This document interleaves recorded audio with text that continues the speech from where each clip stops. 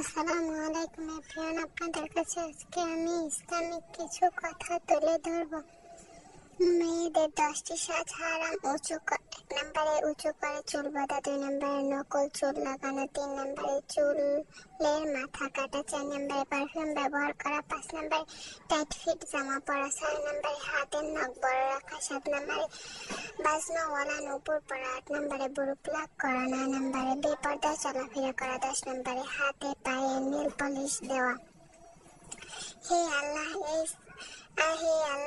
সকল হারাম কাজগুলো থেকে আমাদের সকল মা বোনদের দূরে রাখুন। নেক আমল করার তৌফিক দান করুন, আমিন।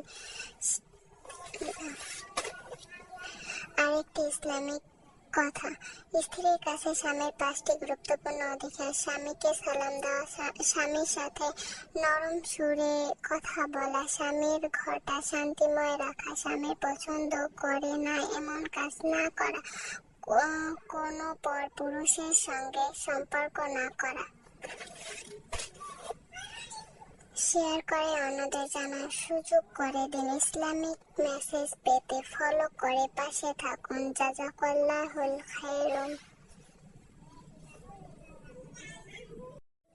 আসসালামু আলাইকুম এভরিওয়ান, আপনাদের কাছে আজকে আমি ইসলামিক কিছু কথা তুলে ধরব।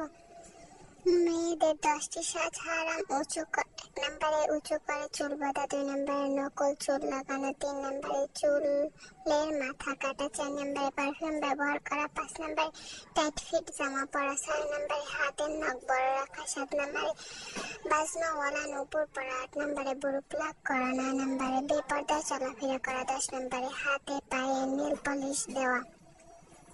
হে আল্লাহ, এই সকল হারাম কাজগুলো থেকে আমাদের সকল মা বোনদের দূরে রাখুন। নেক আমল করার তৌফিক দান করুন, আমিন।